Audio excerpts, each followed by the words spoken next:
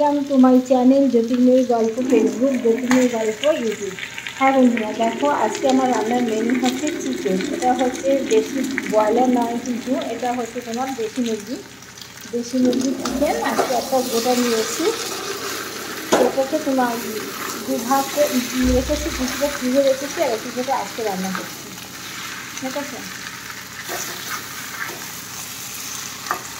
জোর কমিয়ে কষাচ্ছি যাতে এটা সুন্দর হয়।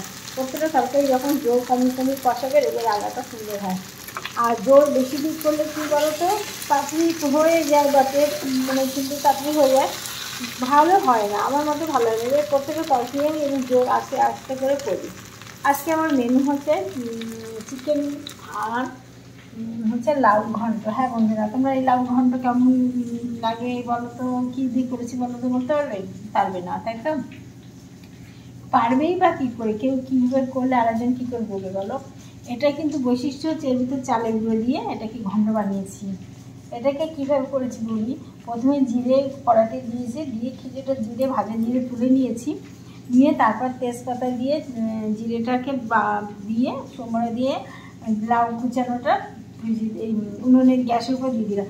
দেখো আমার লাউ কুচানোটা আজকে সুন্দর করে হাজব্যান্ড কুচিয়ে দিয়েছে, এত সুন্দর করে কুচিয়ে দিয়েছে না, আমি এরকম সুন্দর পারি না। যাই হোক, তা এবার তরকারি লাউটা কড়াইতে দিয়ে লবণ হলুদ লঙ্কা দিলাম। আমি একটু মিষ্টি দিই তরকারিতে, না হলে ভালো লাগে না।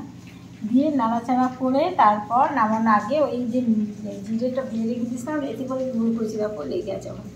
এর ভিতরে জিরেটা পেস্ট করে থেতো করে নিয়েছি, মানে হামানদিস্তাতে একটু করে নিয়েছি, নিয়ে তারপর চালের গুঁড়ো দিয়ে ওটা গুলে এবার কড়াইতে এটা দিয়ে দিয়েছি, দিয়ে একটু নাড়াচাড়া দিলে এবার লাউ ঘন্ট হয়ে গেল। এইভাবে খায় বাংলাদেশের লোকেদের কাছে খাওয়ানো শিখেছি, আর আমার হাজব্যান্ড খেতে ভালোবাসে, তাই বলছি একটু ওইভাবে লাউ ঘন্ট করো না, খাই।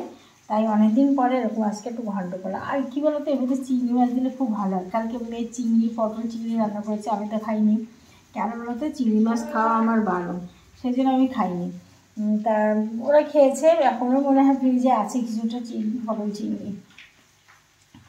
তা এই আজকের এই করলাম, করে এখন এই যে চিকেনের কাছে চলে এসেছি। চিকেন দেখো সব রকম মশলা দিয়ে, হ্যাঁ হয়ে গেছে, এটাও লাউ নিয়ে সব কিছু মশলা দিয়ে, একটু একটু নিয়ম সব কিছু মশলা দিয়ে এটাকে একটু কষাচ্ছি। আর গরম জলও দেখো রেডি করা আছে, গরম জলও দিয়ে দেবো। গরম জলটা দিয়ে ভিতর দেবো, দিয়ে হয়ে এসছে, দেখো কষানোটা হয়ে এসছে, তলা লেগে যাচ্ছে।